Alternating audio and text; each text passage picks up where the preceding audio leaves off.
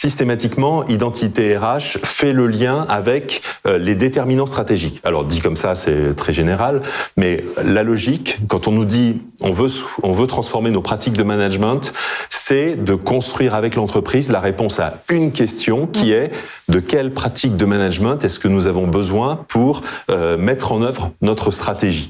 Et ça suppose d'aller assez loin dans l'analyse à la fois du positionnement marché de l'entreprise, de son business model, de ses axes de développement. Je vais prendre un exemple pour illustrer ça. Quand un groupe comme Danone, qui sur ses marchés, avec ses clients, a fait de la vitesse son facteur de différenciation, forme ses managers, si on veut être rapide, il faut déléguer. Il faut laisser la main sur la décision à l'ensemble des collaborateurs et le manager doit donc faire monter en compétence ses collaborateurs, mais ensuite leur laisser les mains libres. Je prends un autre exemple.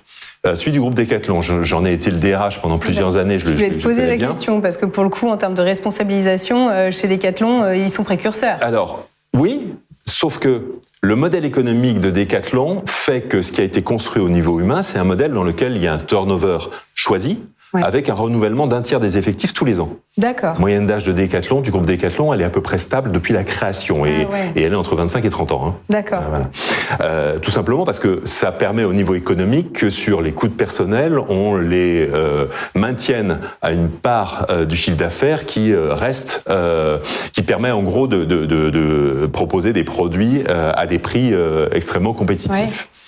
Et une fois qu'on a dit ça, ça veut dire que si vous renouvelez un tiers de votre effectif tous les ans, le rôle du manager, c'est au contraire d'être aux côtés des équipes pour les développer. Alors oui, dans une logique de responsabilisation, mais il ne s'agit pas de dire le manager, il laisse autonomes les collaborateurs dans leur coin.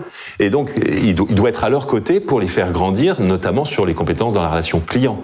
Et du coup, le même manager qui passant de Decathlon à Danone, serait vécu comme interventionniste, s'il faisait le mouvement contraire, serait vécu comme abandonnant ses collaborateurs.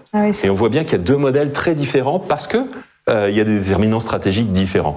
Et identité RH, notre approche, notre spécificité, c'est quel que soit le sujet le projet qu'on accompagne, systématiquement, c'est de se dire mais quel lien on fait avec la stratégie. Et ça a une conséquence, c'est de positionner ces sujets RH, ces sujets managériaux, non pas quelque chose à côté du business qui aurait un coût, qui serait une contrainte, mais comme le moteur du développement de l'entreprise.